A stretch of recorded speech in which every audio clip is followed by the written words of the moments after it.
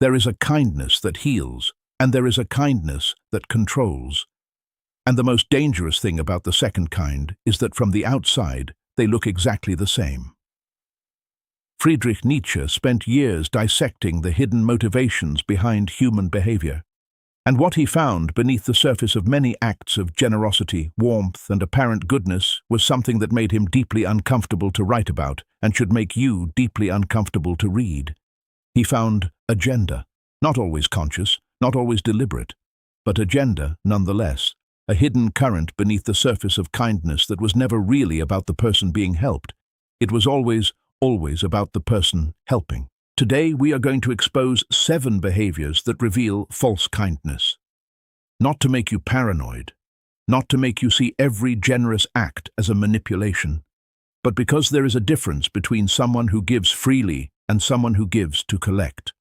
And learning to tell the difference may be one of the most important things you ever do. Stay until the 7th behavior, because it is the subtlest of all, the one that hides deepest. The one that the falsely kind person themselves often doesn't recognize in their own behavior, and the one that does the most lasting damage to everyone it touches. Behavior 1. Their kindness always comes with an audience. Watch where the generosity appears. Watch when it appears. Because there is a specific pattern to false kindness that reveals itself not in what is given, but in the conditions under which it is given. The falsely kind person is extraordinarily generous in public, in front of others, in moments that can be witnessed, remembered, and reported back. They offer help loudly. They make their giving visible. They ensure that the right people see exactly what they are doing and draw exactly the conclusions they are meant to draw.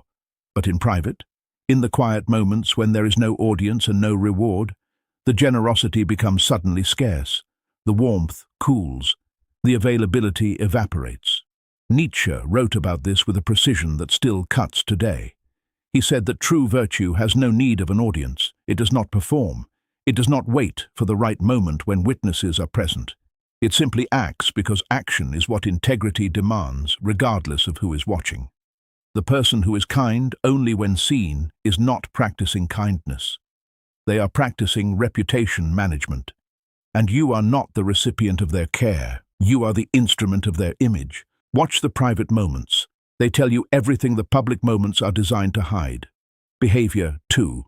They help you but make sure you never forget it. Genuine generosity gives and releases. It does not give and then anchor. The falsely kind person has an extraordinary memory for every favor they have ever extended, every sacrifice they have ever made, every time they showed up, gave something, offered something, or in any way placed themselves in the position of the giver and you in the position of the receiver. And they will remind you, not always directly, not always in obvious ways, but the reminders come. In moments of tension, suddenly the history of their generosity surfaces. In moments when you disagree with them or fail to behave in the way they expected, the accounting appears. All of what they gave you positioned carefully as context for how you are now behaving. Nietzsche called this the gift as chain. The act of giving that is designed not to free the receiver but to bind them, to create a debt that can never quite be repaid, to establish a permanent imbalance in the relationship that always favors the giver. Because as long as you owe them, they have power over you. And the false kindness was never about your well-being. It was about maintaining that power in a form that looks generous instead of controlling.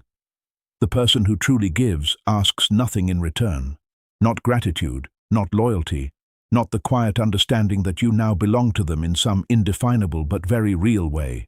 They give because giving aligned with their values, and then they let it go.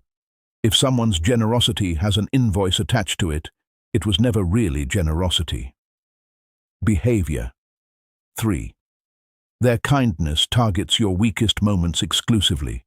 There is a specific timing to false kindness that reveals its true nature. It arrives when you are down, when you are struggling, when you are at your most vulnerable and most in need of support. And in those moments, it feels like salvation. It feels like exactly the right person showed up at exactly the right time. But notice what happens when you are doing well. Notice where they are when you are strong, clear, successful, and in no immediate need of rescue. Because the falsely kind person is not drawn to you. They are drawn to your need. And when the need disappears, so does the warmth. So does the presence. So does the apparent care that felt so genuine when you were at your lowest.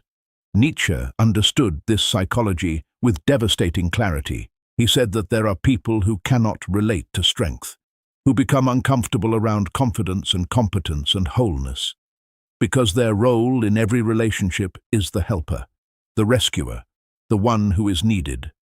And a person who doesn't need rescuing has no place for them. Or, this is not kindness. This is dependency, dressed in the clothing of generosity.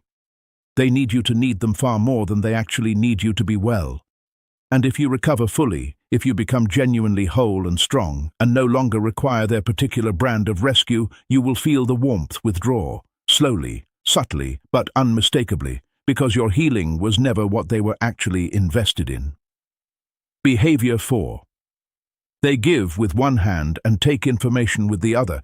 The falsely kind person is an extraordinary listener. They ask questions. They lean in. They create the atmosphere of a completely safe space where anything can be shared without judgment and without consequence. And you share. Because the warmth feels real. Because the interest seems genuine. Because in a world where most people are waiting to speak rather than actually listening, someone who appears to truly hear you is extraordinarily rare and valuable. But there is a transaction happening beneath the surface that you cannot see. Every vulnerability you share is being filed. Every fear you mention is being noted. Every difficulty, every insecurity, every place where you have shown them the cracks in your foundation is being stored with a precision that would disturb you if you could see it happening in real time. Not because they are evil, not because they sat down with a plan, but because the falsely kind person instinctively understands that information is power, and kindness is the most effective tool ever invented for extracting information from people who would never give it under pressure. Nietzsche called this the compassion trap, the use of apparent empathy as an intelligence-gathering operation, and he said that the person most skilled at it is often completely unaware they are doing it. It is instinctive, automatic, a survival strategy so deeply embedded it no longer registers as strategy at all. Watch what happens to what you share. Does it stay private? Or does it find its way back to you in moments of tension, in conversations with others, in subtle ways that let you know the safe space was never quite as safe as it appeared? That answer will tell you everything. Behavior 5. They cannot genuinely celebrate your independence. This behavior is the mirror image of behavior 3, and it reveals the same hidden truth from a different angle.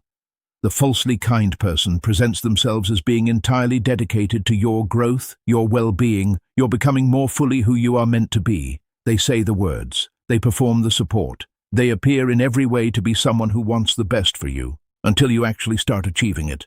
Because there is a version of your growth that they can celebrate. The version where you grow, but still need them. The version where you become stronger, but the strength brings you closer to them, rather than making you more independent. The version where your improvement confirms their role as the person who helped make it possible. But genuine independence, genuine self-sufficiency that no longer has a place for their particular form of help, that they cannot celebrate. Not really. Not from the inside where it would need to come from to be real. What you will see instead is subtle undermining. Gentle questions about whether you're really ready. Soft reminders of past failures at precisely the moments when your confidence is highest. Expressions of concern so carefully worded that they cannot be directly confronted, but land with unmistakable effect. Nietzsche wrote about this as one of the most suffocating forms of control he could imagine. The helper who needs you to remain helpless. The supporter whose support is contingent on your continued need for it. The person who builds you up just enough to keep you dependent, but never enough to set you genuinely free. Your growth is yours. Any person who is genuinely in your corner will be made larger by your becoming larger, not threatened by it. Behavior 6. Their kindness disappears the moment you have nothing to offer. Relationships are rarely purely transactional on the surface, but beneath the surface of false kindness, there is always an economy. Always an exchange being silently calculated.